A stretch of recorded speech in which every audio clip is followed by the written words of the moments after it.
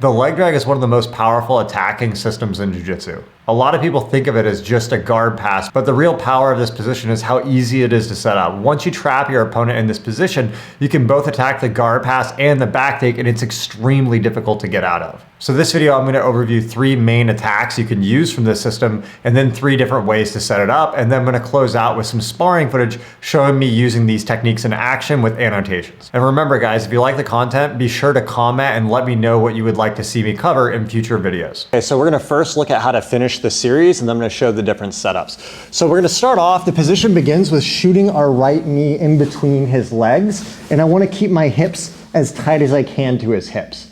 My right hand in the beginning, I want to be on his leg so he can't bring this down and push me away. You can either have a pant leg or an ankle. My left hand, I'm just going to grab his hips. You can really have any grip anywhere, it's fine. And I'm going to shoot my knee in the center. This makes it difficult for him to put his legs on the floor, and he's very stuck. It's very easy to get here. From here, the first attack I'm going to look for is if he tries to push this leg down, is I'm going to reach my right arm all the way across and grab this lapel. With my right foot, I want to make sure I keep this leg in the air so that he can't push it on the floor and try to escape.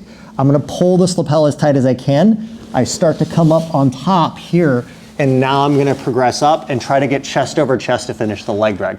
A lot of times when people finish leg drags, they're so focused on the hips, but guys can push you away and slide away. What I want is to get over top. So now if he starts pushing, he's still staying in the same place, and I can slowly dig my way through and get the pass. So the next series from here is, again, I shoot my knee in, I have the hip and this leg so he can't push me off. So now instead of pushing this leg down like this, where I grab the hip, lock in, and then try to progress to the lapel, he's going to keep his knee really tight. So when he keeps his knee tighter, it's harder to go for the leg drag, but very often he's going to expose this bottom hook. You can go around the other side. He's going to expose this bottom hook here. So I'm going to feed this leg in. I want to grab and latch onto his hips. And again, if my hips are really tight now, I switch my right hand to his hip here, and I keep my elbow in tight so that he can't push on my hip. If he gets this foot on my hip, he can push me away, right? So I grab the hip with both hands, and now when I rock down, this lifts his hip up. I'm going to grab the back of his neck. I use this foot here to feed in this twister hook. Now as I extend, it's really easy to flip him up, come up, and take the back. So the third attack in this system is we're going to shoot our knee in again here. And now what's going to happen is as I try to feed this bottom leg in here, notice I can feed this bottom leg in whether I have the pant leg or the hip, okay? So I try to feed this in and he's blocking it. So now my left leg can't come in. When this happens, I'm going to switch my right hand to the hip again. And again, I keep my elbow tight so he can't push my hip off. From here, I'm going to kind of drive my weight in, and I want to come up on top of my head. I'm going to roll through, and as I roll through, this right foot folds him over to the other side. And now this puts him out of position. From here, I keep this pinned. I'm going to use my left hand to come up and grab the back of his neck.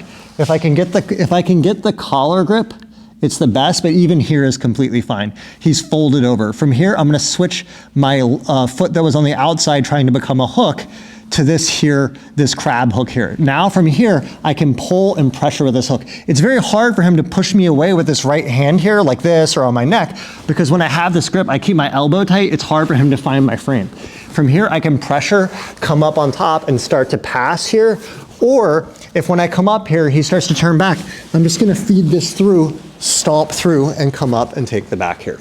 Okay, so now we're gonna talk about some different setups. Probably the easiest setup if you're new to this system is just setting it up from top. So pretty much anytime I'm passing the open guard and you see the pattern of both these legs being up, even if they're a little bit low, I can kind of push them up.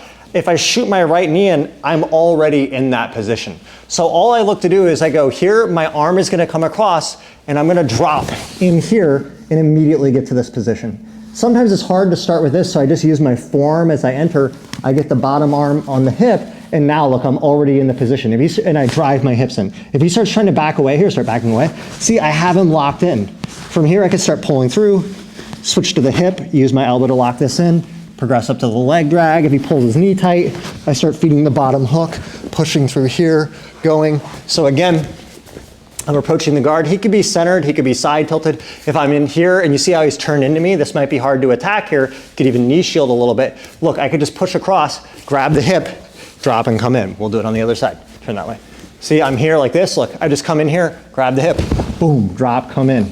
Now, if he's new to this attack system, he's gonna be really confused about what you're doing. I can immediately attack the back, use this to come up here. Mixing in these back take threats or these systems is so powerful because people are so used to normal passing. When you have these threats, it completely changes the options of what you can do. So I'm going in now, he's worried about the back, he drops his feet more, boom, knee cuts and other things to open up easier. So another common way to get to this position is really anytime you go for your opponent's back. So if you do one of these classic back takes where you deep lace your leg, you come around, you grab the hip and you start going for the back take here. This is often called the baby bolo. So now he sits down and falls to his side. I start chasing the back and this can turn into crab rides and stuff. But if you don't know what to do here, it's really easy to just grab the pant leg and look, I just shoot my right knee in, and this is just an easy pattern to find pretty much anytime you're under the guy. And I'm immediately, if you don't want to do all the crazy back take stuff, you can just use this to come up on top. But I promise, even if you're new to this, when you start trying to come up on top, they're gonna bring their knee in and you're just gonna find it so easy to find this bottom hook. Again, I keep my hip tight, glue in, pull, grab here, feed, and come around. So another easy one is from like a Berimbolo. So if I knock him over for a Berimbolo here, I put my foot on the chest because sometimes, you can go around that way, sometimes when I try to grab the hip, he's defending the grip on the hip, right? So I'll just put my foot in the chest. Espen Mathisen does this a lot. I grab the hip and now I'm just gonna invert through.